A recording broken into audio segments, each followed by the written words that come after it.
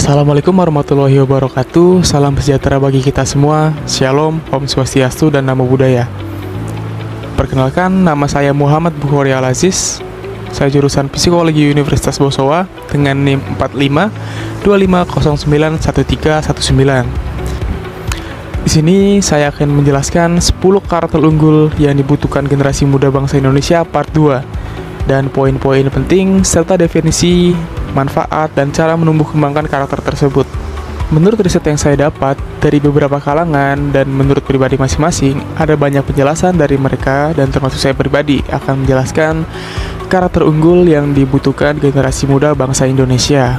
Berikut ada 10 karakter unggul, yaitu yang pertama gotong royong, disiplin, toleransi, adaptif, optimis, empati, kerendahan hati, pantang menyerah, mandiri, dan berwawasan global.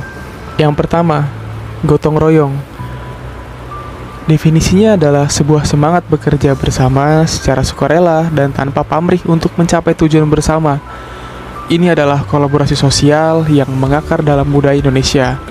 Manfaatnya, meringankan beban, seperti pekerjaan berat menjadi lebih ringan dan cepat selesai. Memperkuat solidaritas, meningkatkan rasa kebersamaan dan ikatan sosial di masyarakat. Dan efisiensi, menghemat biaya dan sumber daya karena dikerjakan bersama. Cara menumbuh kembangkan yaitu yang pertama, ikut serta dalam kegiatan kerja bakti di lingkungan sekitar maupun di rumah, seperti membantu orang tua atau bersih-bersih di dalam rumah itu secara bersamaan. Yang kedua, membantu tetangga yang sedang mengalami kesulitan. Yang ketiga, terlibat aktif dalam kepanitiaan, acara sosial, atau keagamaan. Kita lanjut nomor 2, yaitu disiplin. Definisi disiplin, kepatuhan dan ketaatan terhadap aturan, norma, dan waktu secara konsisten. Disiplin adalah bentuk pengendalian diri untuk mencapai tujuan. Manfaatnya, meningkatkan produktivitas, seperti pekerjaan menjadi lebih teratur, efisien, dan selesai tepat waktu. Juga membentuk pribadi kuat, melatih ketahanan mental dan tanggung jawab pribadi, dan menciptakan keteraturan, kehidupan sosial menjadi lebih tertib dan teratur.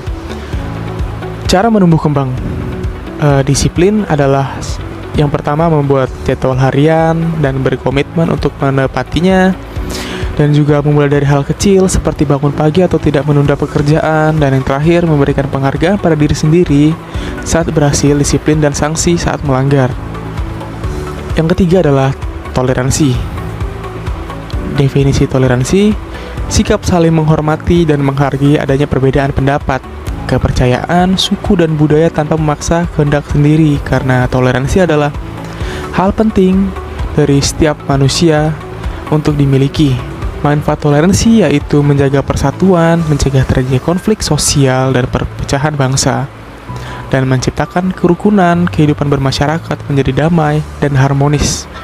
Juga membuka wawasan, mendorong dialog dan pemahaman yang lebih luas antara kelompok. Cara menumbuh kembangkan toleransi yaitu berteman dan berinteraksi dengan orang dari berbagai latar belakang. Juga mempelajari budaya dan kepercayaan lain dengan pikiran terbuka, dan menghindari membuat stereotip atau prasangka buruk terhadap kelompok lain. Lanjut yang keempat, adaptif. Definisi adaptif, kemampuan untuk menyesuaikan diri secara cepat dan efektif terhadap lingkungan baru, perubahan zaman, dan perkembangan teknologi. Manfaatnya relevan dengan zaman, tidak tertinggal oleh kemajuan, dan mampu bersaing. Juga solutif, mampu mencari jalan keluar dan solusi kreatif saat menghadapi tantangan baru. Dan juga ketahanan, lebih tangguh dalam menghadapi ketidakpastian dan perubahan. Bagaimana caranya? Yaitu terus belajar hal-hal baru, membuka diri terhadap kritik dan masukan yang membangun, keluar dari zona nyaman untuk mencoba pengalaman baru. Yang kelima adalah optimis. Definisi optimis, pandangan atau keyakinan yang positif dan penuh harapan dalam menghadapi segala situasi, selalu melihat sisi baik dan peluang di masa depan. Apa manfaatnya? Manfaatnya kesehatan mental, mengurangi stres dan meningkatkan kebahagiaan. Yang kedua, motivasinya tinggi, mendorong semangat untuk terus berusaha dan tidak mudah menyerah. Juga menjadi inspirasi, energi positifnya dapat melurat dan memotivasi orang lain. Bagaimana cara menumbuh kembangkan? Yaitu membiasakan diri bersyukur atas apa yang dimiliki, fokus pada solusi, bukan pada masalahnya. Berkumpul dengan orang-orang yang memiliki pandangan positif. Yang keenam adalah empati. Definisi empati, kemampuan untuk memahami dan ikut merasakan perasaan atau perspektif orang lain, seolah-olah mengalaminya sendiri. Manfaatnya, mempererat hubungan, membangun koneksi yang lebih dalam dan tulus dengan orang lain. Juga meningkatkan kepedulian, mendorong tindakan menolong, dan kepedulian sosial. Dan komunikasi efektif, itu membantu memahami pesan dan perasaan lawan bicara dengan lebih baik. Caranya, menjadi pendengar yang aktif saat orang lain berbicara, mencoba melihat suatu masalah dari sudut pandang orang lain, terlibat dalam kegiatan sosial atau menjadi relawan. Yang ketujuh adalah kerendahan hati. Definisi kerendahan hati, sikap tidak sombong atau angkuh, mengakui keterbatasan diri, serta mau menghargai dan belajar dari orang lain. Manfaatnya, disukai orang lain, membuat pribadi menjadi lebih mudah didekati dan dihormati, terbuka untuk berkembang, selalu merasa ada ruang untuk belajar dan memperbaiki diri. Dan kerja tim yang baik memudahkan kolaborasi karena tidak egois dan mau menerima masukan.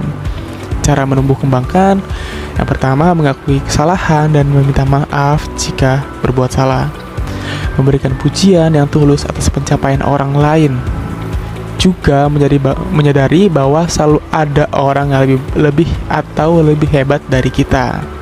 Yang kedelapan adalah pantang menyerah. Di sini, pantang menyerah itu kegigihan dan ketekunan dalam berusaha mencapai tujuan meskipun menghadapi berbagai rintangan, kesulitan, dan kegagalan. Manfaatnya, jika kita memiliki jiwa pantang menyerah, kita gampang mencapai tujuan, seperti peluang keberhasilan menjadi jauh lebih besar, membentuk mental baja, menjadi pribadi yang tangguh dan tidak mudah putus asa.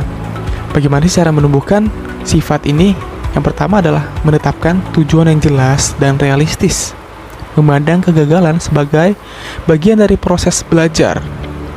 Yang terakhir, mengingat kembali alasan atau why, mengapa tujuan itu penting untuk dicapai. Yang kesembilan adalah mandiri. Definisi mandiri di sini itu mampu untuk berdiri di atas kaki sendiri, tidak bergantung pada orang lain dalam berpikir, bertindak, dan menyelesaikan masalah pribadi.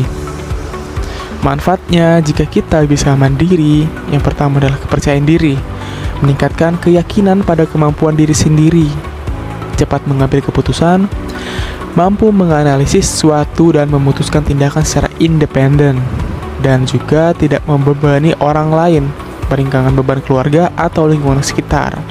Bagaimana cara menumbuh kembangkan sifat mandiri ini? Yang pertama, mempelajari keterampilan hidup dasar. Contoh seperti apa yang kamu bisa, seperti memasak, mengatur keuangan, atau dan lain sebagainya. Yang kedua, berani mengambil inisiatif dalam tugas atau pekerjaan, dan mencoba mencari solusi sendiri terlebih dahulu sebelum meminta bantuan. Baik, yang terakhir, berwawasan global. Definisi berwawasan global memiliki pemahaman yang luas mengenai isu-isu internasional, budaya, dunia, dan perkembangan global. Namun, tetap berpijak pada akar budaya dan identitas bangsa. Karena kalau bukan kita, siapa lagi? Manfaatnya, meningkatkan daya saing, mampu bersaing dan berkolaborasi di tingkat internasional, berpikir terbuka, dapat menerima ide-ide baru dari luar untuk kemajuan bangsa.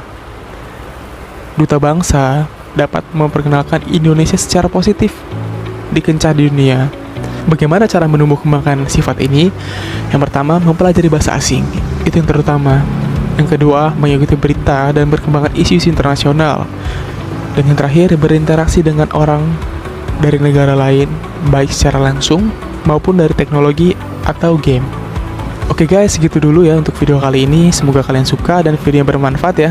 Kalau kalian suka, jangan lupa tekan tombol like, share, dan subscribe. Kira-kira jika ada salah kata atau ucapan mohon dimaafkan. Wabillahi taufiq wal hidayah. Wassalamualaikum warahmatullahi wabarakatuh. Sampai jumpa di video selanjutnya. Bye-bye.